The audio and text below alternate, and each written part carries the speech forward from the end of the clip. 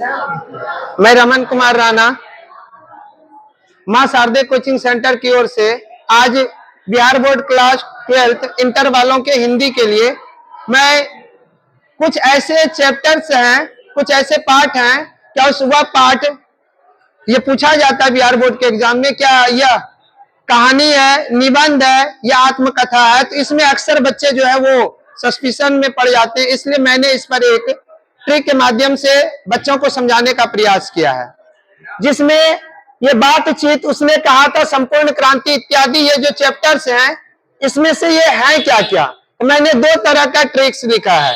पहला है, क्या उसने रोज तिरछी नजरों से कहा, नारी की बात सदा गीत और लेख से बंधा है। तो इसमें उसने का मतलब हो जाता है उसने कहा था। रोज का मतलब होता है, रोज का मतलब यहाँ पर एक चैप्टर है रोज, और तीसरा है तिरछी का मतलब तिरछ, तिरछी का मतलब तिरछ। अर्थात ये तीनों जो है नजरों से कहा का मतलब कहानी, ये तीन क्या हो जाते हैं कहानी। कौन कौन से?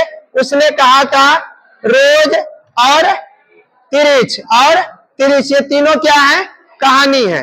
अब बात आती है यहाँ, नारी की बात सदा गीत और लेख से बंधा है। तो नारी का मतलब अर्धनारीश्वर, नारी का मतलब अर्धनारीश्वर, बात का मतलब बातचीत, सदा का मतलब ओ सदा नीरा कहाँ है? देखिए ओ सदा नीरा। फिर जो है गीत का मतलब यहाँ पर प्रगीत, देखिए कहाँ है? प्रगीत और समाज 9 नंबर में है। और लेख का मतलब हो जाता है एक पत्र और एक लेख, देखिएगा 6 नंबर में, एक लेख और एक पत्र। ये जो है ये पांच क्या है? बंधा का मतलब निबंध, यानी ये 5 क्या हो गए?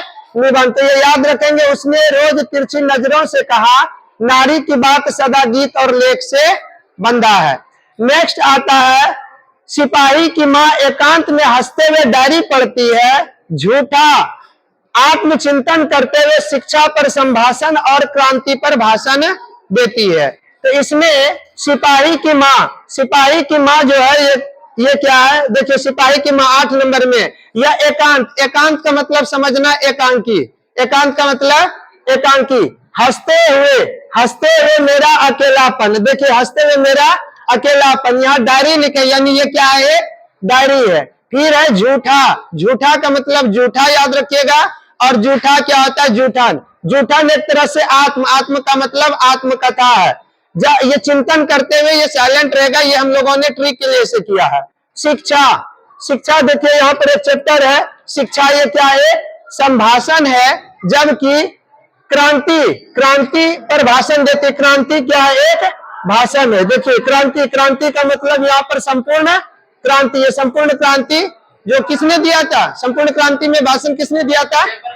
जयप्रकाश नारायण ने। ये क्या एक प्रकार का भाषण है।